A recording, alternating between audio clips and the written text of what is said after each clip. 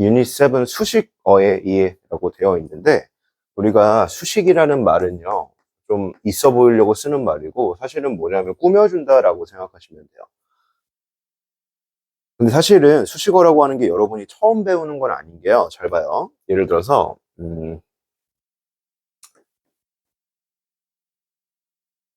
이런 문장이 있다고 쳐볼게요. He is boy라고 쓰게 되면 이거 해석 안 되시는 분 없죠? 이거 안 되면 상당히 곤란한 내용인데. 그러면 저기 대학 진학을 다시 한번 생각해 봐야 돼요.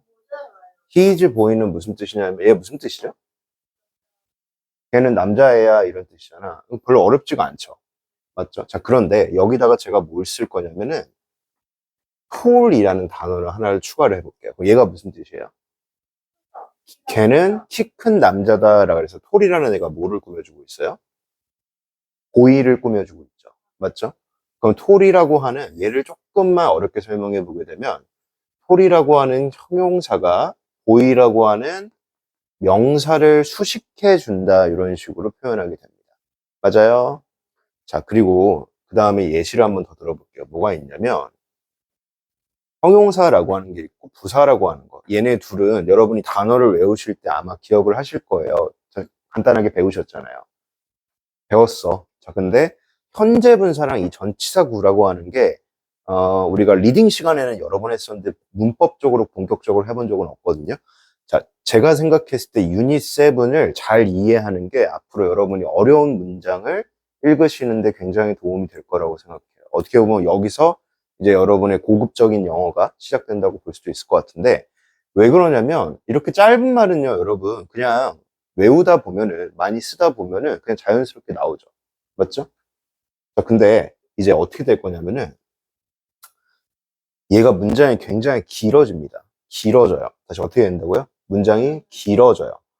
그러면은 여러분이 한번 생각을 해보실 게 뭐가 있냐면, 영어가 어려운 이유는요, 뭐 단어가 어려울 수도 있어요. 갑자기 뭐 쓰지 않는 단어, 예쁜, 뭐 귀여운, 끔찍한 이런 단어만 외우다가 고결한, 기품 있는 뭐 이런 단어 나오면 벌써부터 약간 공부하기 싫어지잖아요. 대표적인 게 여러분 고려하다라는 뜻으로 쓰이는 consider 이런 단어가 있잖아요. 고려하다라는 말 여러분 한국말로도 잘 안 쓰잖아요. 오늘 고려하다라는 말 몇 번 썼어? 한 번도 안 썼죠. 그 어휘 자체가 어려워질 수도 있고 문법적으로 어려워질 수도 있는데, 잘 생각해봐요.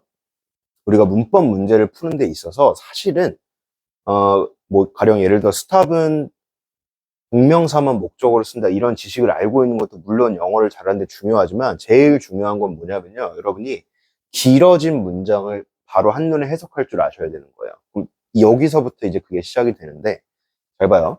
일단 크게 수식어라고 하는 건 꾸며주는 말이라고 생각하시면 되고, 어떤 느낌이냐면 이렇게 생각하시면 돼요. 제가 늘 말씀드리는 게, 예전에 형용사랑 부사 공부할 때 설명을 어떻게 했었냐면은 얘는 양념이나 소스 같은 느낌이라고 생각하면 편하다고 그랬었죠. 그러니까 무슨 얘기냐, 동사나 명사나 이런 애들은 핵심적인 요리예요. 그러니까 피자 혹은 국밥 이런 거라고 생각하시면 되는데, 여러분이 예를 들어서 피자집에 갔어요. 피자집에 갔어. 피자 먹을 때 뭐 먹어야 돼? 뭐 저기 피클도 먹고, 그 찍어 먹는 거 뭐야? 갈릭 디핑 소스도 찍어 먹고, 콜라도 한 그릇 때려주고 이래야 되잖아. 맞지? 근데 갔는데, 피자집에 갔는데 뭐 약간 좀 모자라고 짜증나긴 하겠지만 피자집에 콜라가 없다고 해서 장사를 못 하진 않죠. 맞죠? 그럼 본질을 벗어나진 않잖아. 근데 여러분이 피자집에 갔어. 피자가 없어서 콜라만 팔게요 이러면은 뭐 하자는 거예요? 이렇게 될 거 아니야. 그럼 어떻게 보자면은, 얘네들은 전체적으로 필수적인 요소는 아닌데 문장을 굉장히 길고 꼼꼼하고 자세하게 말해주는 애라고 생각하시면 돼요. 맞죠? 여러분이 예를 들어서 이렇게 한번 해볼게요. 여러분이 소개팅을 받아요. 소개팅을 받는데 뭐고 지율이가 서아한테 남자친구를 소개시켜 주겠대. 아니, 남자를 소개팅 시켜 주겠대. 근데 이렇게 어때? 이렇게 물어봤는데 지율이가 남자야. 그러면은 당연한 게 아닐 수도 있어요, 요즘 세상에는.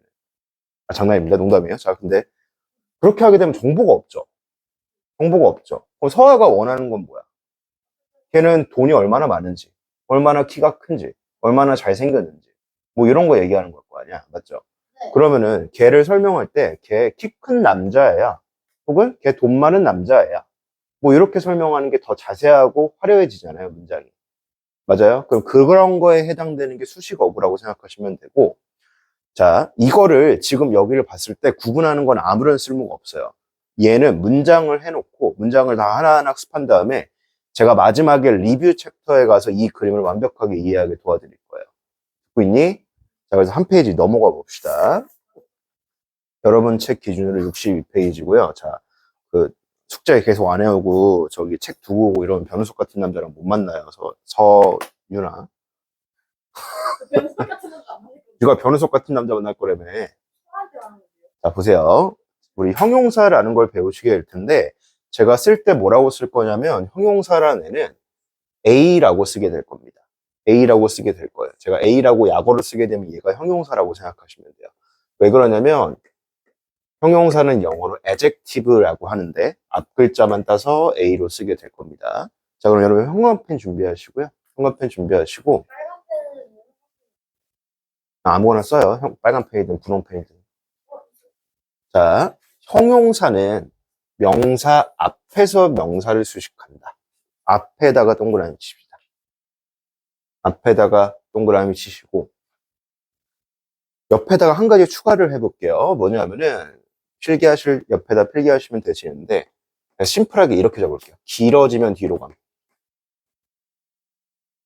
장난치는 거 아니에요? 진짜예요. 뒤로 감. 길어지면 뒤로 감. 이걸 꼭 기억하셔야 돼요. 제가 이따가 수업할 때 설명드릴 텐데 이게 한국말이랑 영어의 결정적인 차이이기 때문에 얘를 지금 꼭 적어두고 나중에 제가 꼭 예시를 보여드리겠습니다. 일단 우리가 형용사라고 하는 애는요. 얘는 누굴 위해 존재하는 애냐면은 명사를 위해 존재한다고 생각하시면 돼요. 맞죠? 그러니까 형용사 자체만으로 문장을 만들기가 굉장히 거의 불가능하잖아요. 예를 들어서 예쁜, 귀여운, 뭐 역겨운, 못생긴, 뚱뚱한 이렇게 하고 다니면은 그렇게 단어로만 말을 하고 다니면 사람이 어떻게 돼요? 친구가 없어지겠죠. 맞죠? 그럼 뭐냐면은 결과적으로 형용사라는 애는 누구를 위해 존재하는 거냐면 명사를 위해 존재하는 거예요. 뚱뚱한 남자, 못생긴 남자, 키 작은 남자, 뭐 잘생긴 남자, 키 큰 남자, 돈 많은 남자 이런 식으로 결국엔 명사를 위해 존재하는 게 형용사라고 생각하시면 되고 일단은 여러분이 봤을 때 수량이라고 하는 건 어렵게 생각하지 말고요. 개수랑 양입니다. 개수랑 양이에요. 왜 이렇게 나누냐면은 우리 첫 시간에 제가 예전에 명사를 구분할 때요.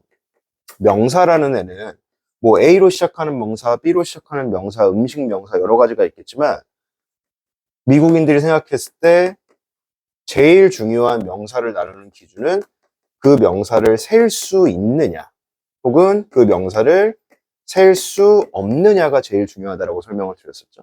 위에 거를 셀 수 있는 명사, 약간 럭셔리하게 얘기하면 countable noun이라고 그랬었고 셀 수 없는 명사를 uncountable noun이라고 했었는데 뭐 그건 제가 많이 안다는 거 자랑하려고 하는 거고 여러분 시험에 안 나옵니다. 자, 뭐가 됐든지 간에 명사를 봤을 때 얘가 셀 수 있는 명사인지 셀 수 없는 명사인지를 구분하는 게 제일 중요하다고 그랬잖아요. 그래서 여러분 예전에 잼민이 때 물론 지금도 잼민이시지만 뭐 피자 한 조각 얘기할 때 원 피자 이래요? 뭐 뭘로 배웠어요? A piece of pizza 이런 식으로 배웠었죠. A slice of cheese, a bottle of water 이런 식으로 배우셨잖아요. 맞죠?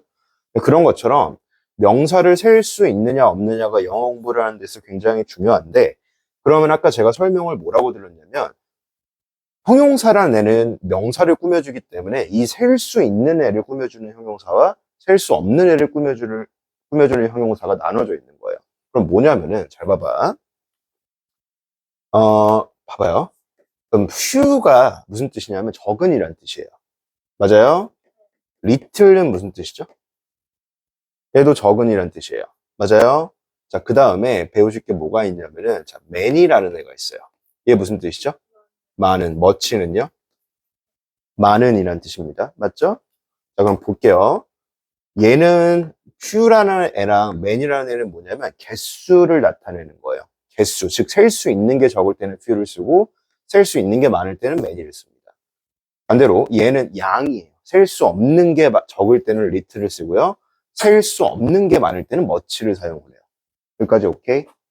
자, 그런데 여러분 여기에 제가 좀 중요하게 하고 싶은 말이 있는데 여기 어라고 하는 거에 괄호가 되어 있죠. 어라고 하는 거에 괄호가 되어 있죠. 맞죠? 아무튼 제가 중요한 설명을 드릴 텐데, 여러분이 리딩이나 독해, 뭐 영어 문제 같은 데서 few랑 little이란 단어를 발견했을 때는 앞에 어가 있는지 혹은 없는지를 꼭 살펴보시길 바래요. 왜 그러냐면, 잘 봐봐. 시험 문제를 풀 때 뭐 few를 쓸 것이냐, little를 쓸 것이냐, 혹은 뭐 적은 걸 쓸 것이냐, 많은 걸 쓸 것이냐를 고르는 것도 물론 시험 문제 나올 수 있는데, 글을 잘 이해하는 데 있어서 이 어가 있고 없고의 차이가 굉장히 크거든요. 어가 있으면 걔는 긍정이에요. 근데 어가 없으면 걔는 뭐냐면 부정이에요. 이게 무슨 얘기냐면, 뭐, I have a few friends. 이렇게 하게 되면은, 나 친구 좀 있어요. 약 좀 있어요. 이런 뜻이 되겠죠? 맞죠? 근데 거기에 I have few friends 이런 식으로 쓰게 되면은, 저 친구가 거의 없답니다. 이런 뜻이 돼요. 듣고 있니? 뭔 얘기인지?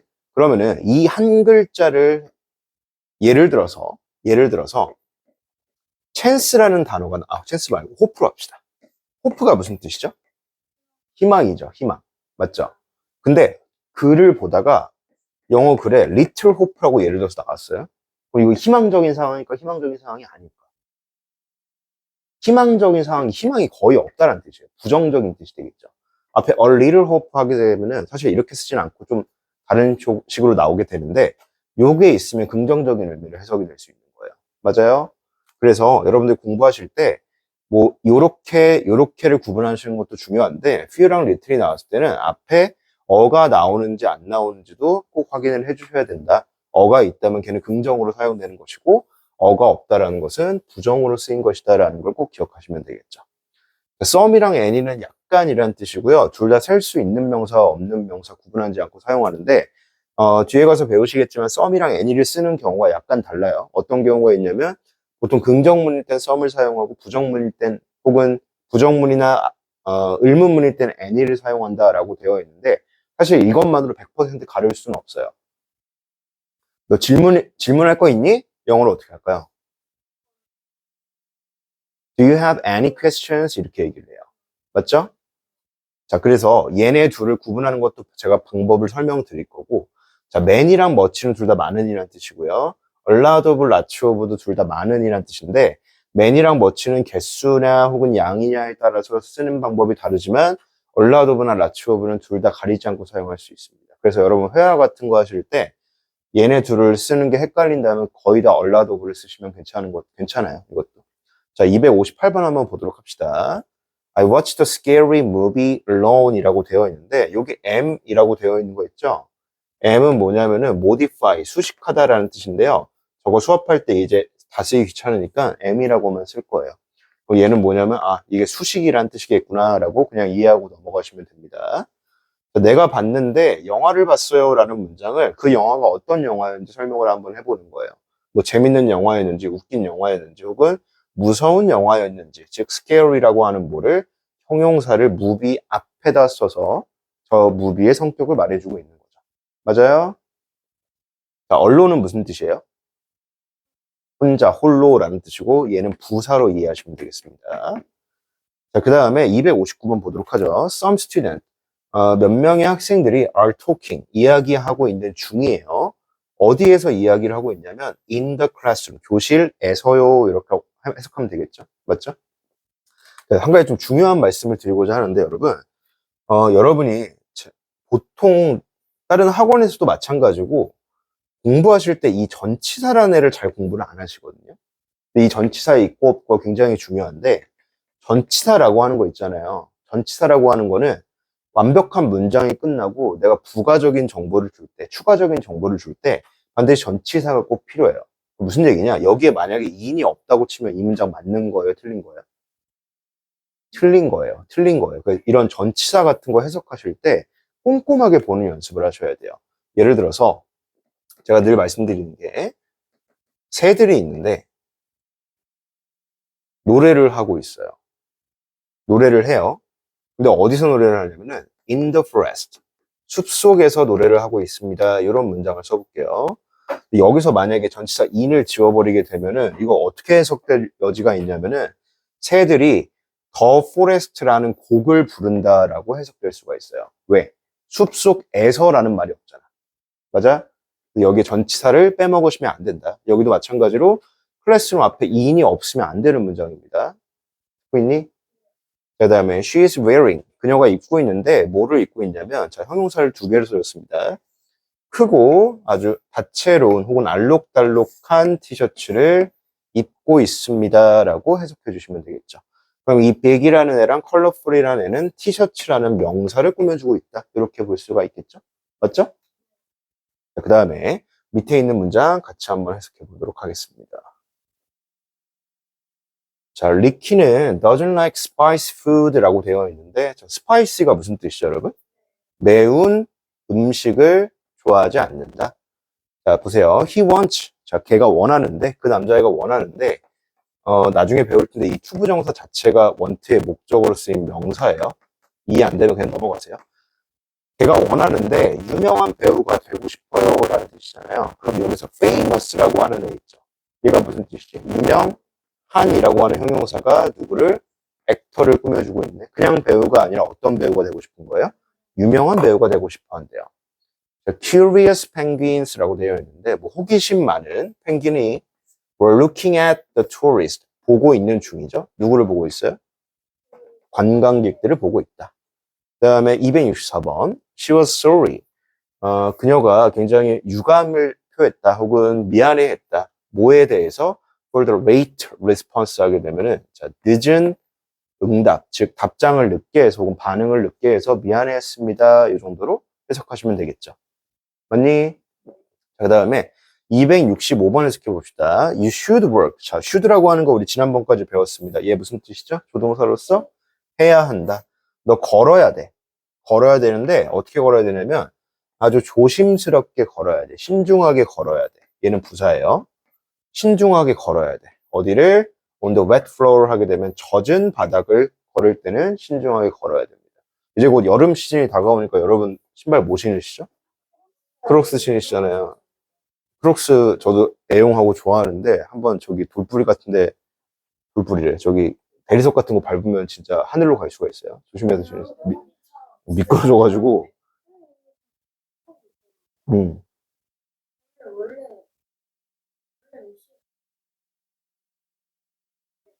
아, 쉬는 시간은 그냥 제 마음이에요.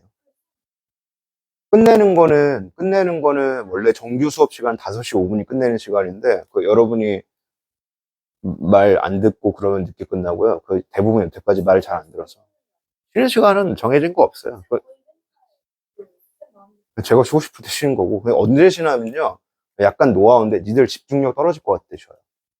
혹은 약간 끊고 가야 되겠다, 이럴 때. 근데 저는 쉬는 시간 좀 짧게 주거든요, 다른 선생님들보다는. 5분, 뭐 길면 6분 이런데, 너무 사람이 길게 쉬면은, 나태해져. 나태해지는 거? 너네 같은 걸 나태하다 그래요. 게으르다 이런 거죠. 예쁜 거 말고요. 자, 니네 목소리 유튜브로 전 세계에 송출될 수 있으니까 가급적이면 조용히 하시고. 자, 우리 지유리를 위한 1인 특별 영상인데 저기 서아랑 서윤이가 너를 굉장히 기다리고 있단다. 너 이거 보고 아니다. 지율이가 보다 폰트 쓰는 거야. 아니야. 자, 레이첼이랑 내가 had a special 아주 특별하고 원더풀한 타임을 함께 보내고 있다라고 되어 있고요. 부럽네요. 자, 267번, 268번 문제 지금 빠르게 한번 풀어봅시다. 풀어왔니? 아닌데? 풀어왔니? 왜요? 이 두 문제? 풀어왔어? 왜요? 아니죠. 그러니까 빨리 풀라고 지금. 일부러 써본 중이. 여기. 자, 지유리도 잠깐 뭐라 하냐, 그거 퍼즐을 일시정지하고 풀어보시고요. 라이언이. 같이 풀어봅시다. 라이언이라는 애가 있는데 걔가 어떤 애냐면은 남자애야. 남자인데 어떤 남자애야? 현명하고 지혜로운 남자예요. 걔가 항상 주는데 누구한테? 나한테 뭐를 주냐면 어드바이스는 무슨 뜻이냐? 조언, 충고 이런 뜻이에요. 많은 충고를 줍니다 라고 하면은 형용사가 한 단어가 아니고 이렇게 하나일 때는 어디 앞에 와야 되죠? 명사 앞에 와야 돼요. 다시 어디 앞에 온다고? 명사 앞에 와야 돼요. 그럼 얘가 정답이 돼야 되겠죠? 그럼 이거 267번 해석할 때 이거는 필수는 아니고 그냥 팁인데요. 우리나라 말에 우리나라 말이래. 영어에 있는 형용사를, 물론 문법 문제 풀 때는 이렇게 풀면 안 돼요. 그냥 독해 문제 푸실 때는 형용사를 부사로 해석하는 것도 괜찮은 방법이에요. 무슨 얘기냐면, 야, 이거 lots of advice 어떻게 해석해요? 많은 조언 이렇게 해석하죠. 맞죠? 많은 충고를 해준다 이렇게 하잖아요. 잘 봐봐. 걔가 언제나 나한테 많은 충고를 해줘 이거랑 걔가 나한테 충고를 많이 해줘 이거랑 어떤 게 조금 더 자연스럽니? 우리나라 말식으로. 두 번째 게도 자연스럽죠? 그러니까 많은이라고 해석하지 않고 그냥 많이라고 부사처럼 해석해도 괜찮습니다. 나중에 공부하시다 보면은. 자, 그다음에 268번. 자, red, umbrella and blue라고 되어 있고요. umbrel라는 무슨 뜻이죠? 우산이에요. 그러면은 파란색 그리고 빨간색 우산이라고 되어 있는데 파랗고 빨간 우산이 behind the door 문 뒤에 있는 파랗고 빨간 우산이 is mine 나의 우산이에요. 내 거예요. 이렇게 해석하시면 되겠죠? 맞죠? 자, 잠깐만 쉬었다 가도록 합시다.